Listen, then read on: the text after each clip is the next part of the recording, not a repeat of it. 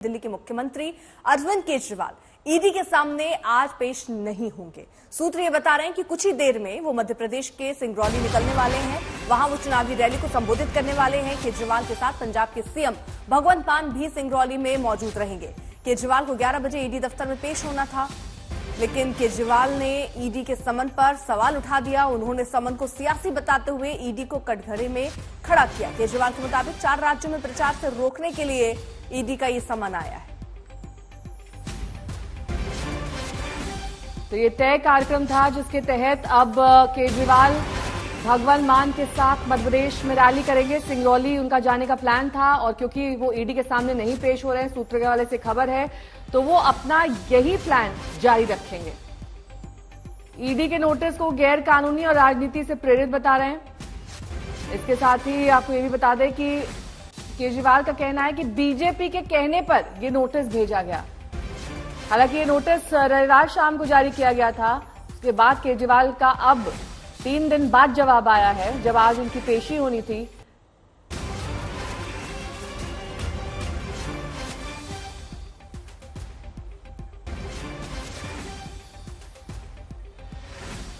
तो अरविंद केजरीवाल ने बकायदा जो जवाब ईडी को दिया है उसमें उन्होंने कहा कि अभी साफ नहीं किस बात को लेकर समन आया। ईडी के समन में डिटेल भी नहीं दी गई है।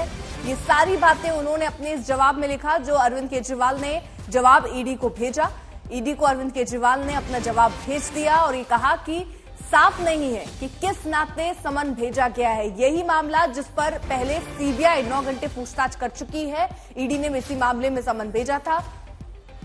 पंकज जैन जुड़ गए हैं तमाम जानकारी के साथ। पंकज, अब ये स्पष्ट हो गया है कि केजरीवाल क्यों नहीं इस समन पर जवाब उन्होंने दिया है और ये कहा है कि वो पेशी में नहीं शामिल होंगे। ऐसे में अब आगे की रणनीति ईडी की क्या होगी?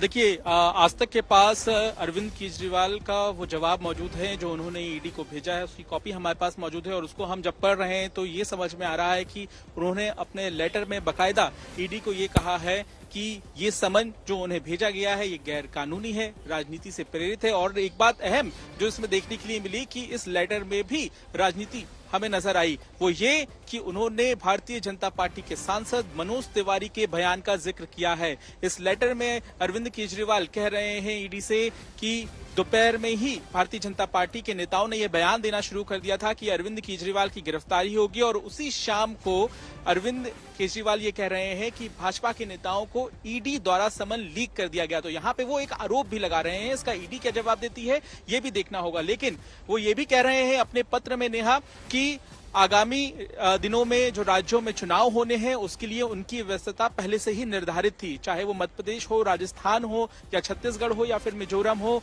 और साथ ही साथ वो ये भी कह रहे हैं कि आने वाले दिनों में दिवाली का त्योहार है और उस दौरान भी उनके दिल्ली में सरकारी कार्यक्रम आयोजित है। तो ऐसी स्थिति में ईडी से उन्होंने मांग की है कि ये जो समन भेजा गया है इसे वापस लिया जाए। हालांकि इस पत्र को जब हम पढ़ रहे हैं तो इसमें यह नहीं लिखा है कि वो आज पेश होंगे या नहीं, लेकिन उन्होंने सीधे तौर पर ईडी को यह बात कह दी है कि उनकी व्यस्तता है इसलिए वो शामिल नहीं हो सकते। अब इस पत्र के कई मायने हैं नेहा, क्योंकि यहाँ पर वो एक राजनीतिक आरोप भी लगा रहे हैं, यहाँ पर वो समन को गैर कानूनी भी साबित कर रहे हैं और साथ ही साथ ये भी बता रहे हैं कि वो आज पेश नहीं हो पाएंगे।